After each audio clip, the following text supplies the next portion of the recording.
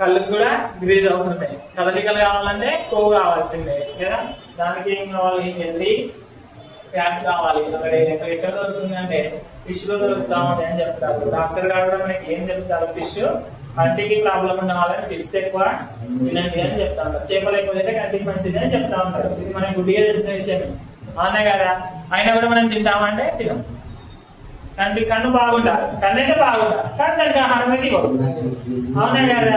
మరి ఇన్ని పోషకాలు ఉన్నటువంటి ఫుడ్ని మనం కంటికి అందిస్తే అది కన్ను అనేది మనకి లైఫ్ లాంగ్ జీవితకాలం ఆరోగ్యంగా ఉండాలంట.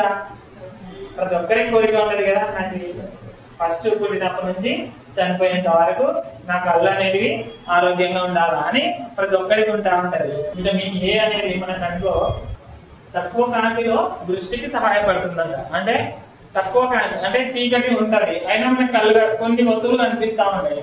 అలా కనిపించాలంటే ఏం కావాలంట, విటమిన్ ఏ అనే ఫుడ్ మన ఆహారంలో భాగంగా మనము ప్రతిరోజు ఇవ్వాల్సి ఉంది. తర్వాత విటమిన్ సి ఏం చేస్తుందంటే తగ్గిస్తా ఉంది చూడండి.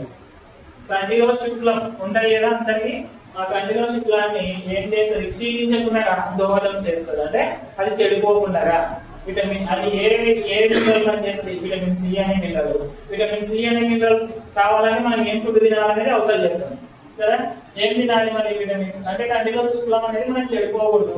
అప్పుడు మనం ఏ ఫుడ్ ఇవ్వాలి ఆహారంలో భాగంగా, విటమిన్ సి అనే ఫుడ్ ఇవ్వాలంటే ఆ ఫుడ్ ఎక్కడ దొరుకుతా ఉందంటే ఆరెంజ్ లో, లెమన్ కదా, నిమ్మకాయలో, క్యాబేజీలో, క్యాలీఫ్లవర్ లో దొరుకుతా ఉంది. అందరికి ఉంటది కంటిలో శుక్లం అనేది అందరికి ఉంటది.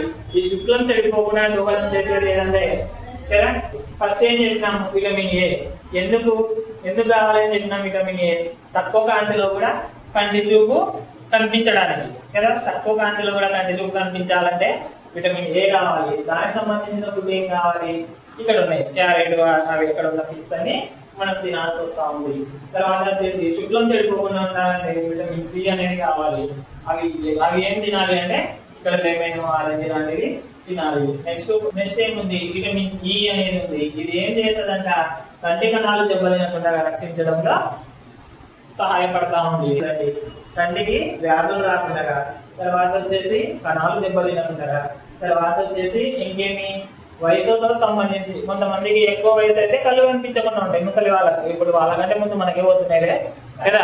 ఎందుకంటే కొంత వయసు అయిన వారికి వాళ్ళకి కొన్ని పోషకాలు అనేది బాడీకి అబ్జర్వ్ కావు. కాబట్టి ఇంతకు ముందు అయితే అలా జరిగేది. ఒక 70-80 ఏళ్ళ వాళ్ళకు కళ్ళు కనిపించకుండా ఉండేది. ఇప్పుడు జనరేషన్ మారిపోయింది.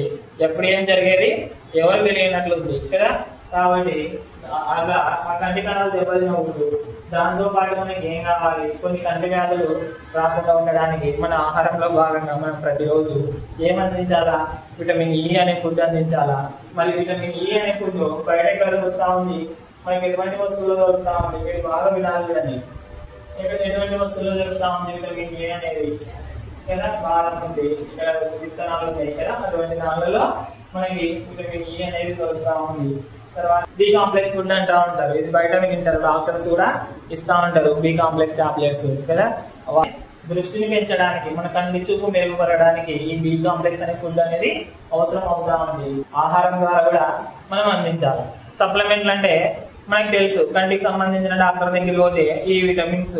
నిన్న ఒక మెడికల్ షాప్ అతను నీరసం వస్తే ఏమి ఇస్తారు అని సార్ అడిగారు. మెడికల్ షాప్ ఒక అతన్ని జూమ్ లో నీరసం వస్తే ఏమి ఇస్తారని చెప్పారు. మల్టీవిటమిన్ ఇస్తాము అని చెప్పాడు ఆన్సర్. మల్టీవిటమిన్ మరి వాళ్ళు ఎట్లా ఇస్తున్నారంటే మెడిసిన్ ద్వారా ఇస్తున్నారు. మనం కూడా మన దగ్గర కూడా మల్టీవిటమిన్ ఉంది అవునా కదా. మనం ఏం ద్వారా ఇస్తా ఉన్నాం అంటే ఫుడ్ ద్వారా ఇస్తా ఉన్నాం. రెండు తేడా, రెండు ఒకటే. హాస్పిటల్ రెండు ఒకటే. హాస్పిటల్లో ఇచ్చేది మందుల ద్వారా, ఇక్కడ ఇచ్చేది ఫుడ్ ద్వారా. ఇది ఫుడ్ ద్వారా అనేది కొంచెం లేట్ అవుతా ఉంది అవునా.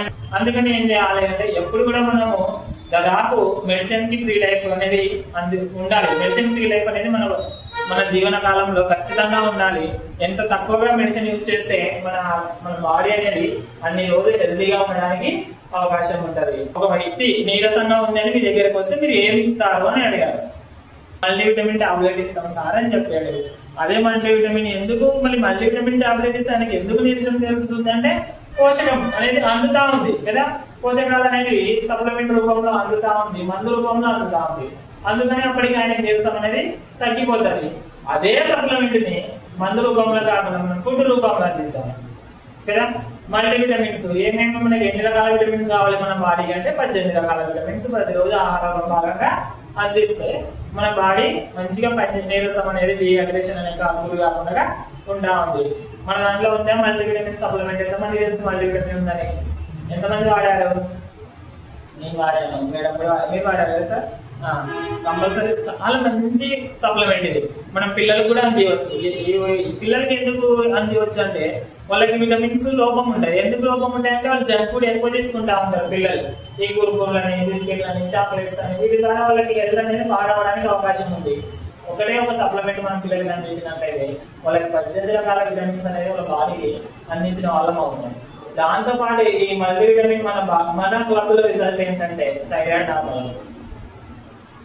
మల్టీవిటమిన్ సప్లిమెంట్ వాడితే కంపల్సరీ చాలా మందికి థైరాయిడ్ అనేది నార్మల్ అవుతా ఉంది. తర్వాత వచ్చేసి లేడీస్ కి అయితే ప్రాబ్లం అనేది వింటారు, నీటి గుడిగలని, ఇలాంటి వాళ్ళకు కూడా మల్టీవిటమిన్ అందిస్తే కొద్ది రోజులకి రికవర్ అయ్యే అవకాశం ఉంది. ఖచ్చితంగా ఈ అంటే దాంట్లో మన ఆర్గాన్స్ కావాల్సిన విటమిన్స్ అన్ని ఉన్నాయి మల్టీవిటమిన్ లో.